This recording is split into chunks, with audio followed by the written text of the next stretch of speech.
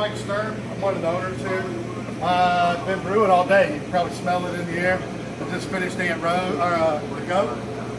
You see, that's how many hoses it takes to make one batch of beer. All those hoses that are laying on the floor, I'm not going to clean them tonight because I've been here since 6 a.m. and I just started my first beer. Once the first beer starts, the work starts. Because beer and work end up being a bad thing.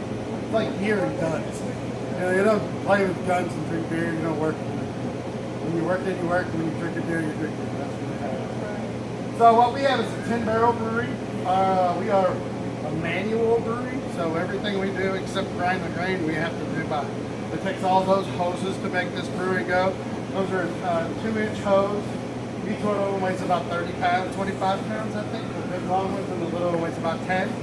So you drag those around all day long. They go all the way into the walk-in cooler and out here. And then you got to pick them up over your head. I think today this is an aerobic exercise. I'm completely sweating, trying to get all the liquid out of them, you know. Beer starts out as grain, and our grain comes in 50 to 55 pound bags.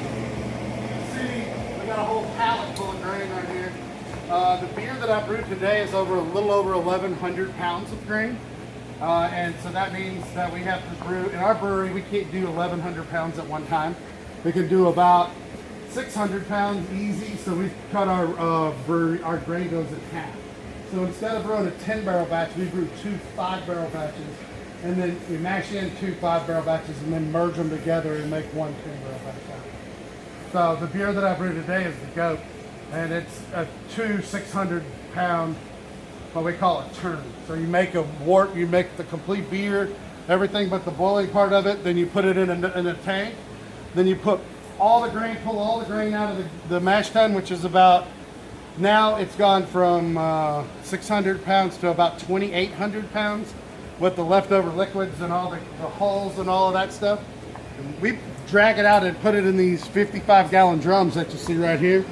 Those are all full of spent grains. If you touch them, they're probably still warm.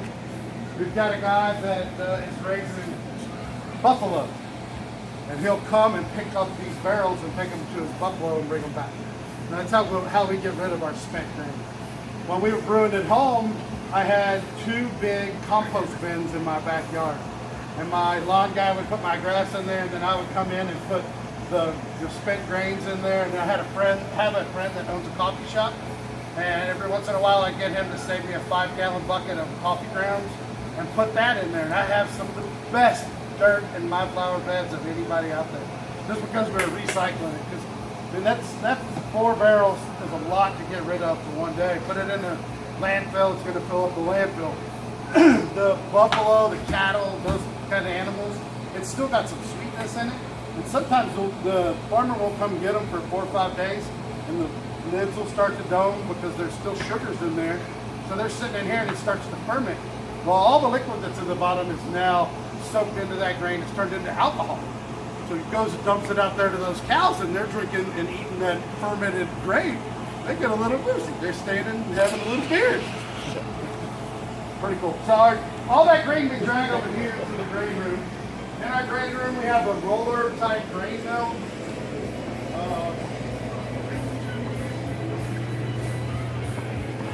One wheel turns, it's turned on a motor, and the other one is a stationary or a free floating wheel. As you pour the grain in here, it cracks the grain open. All the grains come whole. They've been germinated, and germinated means that they've sprouted open and then they've been kiln dried, and that stops the germination process. What we're looking for in the germination is the inside of the hull. When it's allowed to germinate, it creates sugars and enzymes and proteins that we need to make the beer. So they could do it in a big room like this, and they'll spray it all down, and as soon as it starts to germinate, they turn the kiln on, which is underneath the floor, start drying it out. And it's like coffee. They'll roast it from, this is our 2-row base grain that all of our beers are made out of, and then it'll go to as dark as something like this for our stouts or our porters. They'll roast them. It's kind of like the same as coffee. If you eat this, you can actually taste the beer in the grain. You can taste the sugars, and you're more than welcome if anybody wants to try it. You can taste the darkness, and you can taste the roast. It tastes like a coffee. You can taste that coffee in the beer. Anybody else? Okay. The grain mill takes it up through this grain saver grain elevator, and it's a screw type grain elevator. And what I mean by screw type is it has a big metal blade in there that turns like a screw. As the grain hits it, it just drags it straight up and into this bin that you see. We're going to go step right outside, right out the door past the Christmas tree. This bin over here is called the grist bin. The grist bin is where all the grain that we use to make the batch beer sits before it goes into the mash tun, which is this. And this is the grain after it's been cracked. You can see the white stuff in there. That's the pit, that's the stuff that we're looking for. That's where all the sugars are, the starches, the proteins, everything that makes the beer. How it's roasted will give it the flavor, the color that you're seeing there in your beer. So the grain comes up through another screw type grain elevator here and drops into this vessel, which is called our mash tun. Our mash tun is where we introduce hot water to the grains. The hot water reacts with the sugars and the starches that we've been talking about that are inside that grain and extracts them all. Now it makes a tea. The tea is called wort. So it's gone from water and grain, now it's transformed itself into wort. And wort is sweetened, it's really sweet, it's taking all of the sugars and stuff out of that grain, and it's in liquid form now. We'll take the wort out of here and pump it into the vessel that you see behind me with the smokestack. That's our boil kettle. Our boil kettle is a steam fired boil kettle, so we have a steam boiler out back that runs about 13 pounds of pressure. These are our control valves for our boiler itself. Once our boiler is running really good, it'll bring the temperature up about a degree when it's going the way it should. So we pump the wort out of here into the boil kettle. We bring it up to a boil. That's where we add our hops.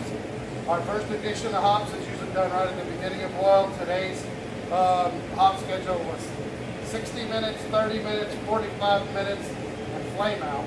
So 3 hop additions to the beer that I brewed. And then right at the end of flame out, we add a local honey to our goat. That's what I brewed today, which actually brings up the ABV a little bit, and it also finishes the beer really clean and kind of takes that, what I call hop drag out of the back of the throat. It makes it a really nice finishing beer.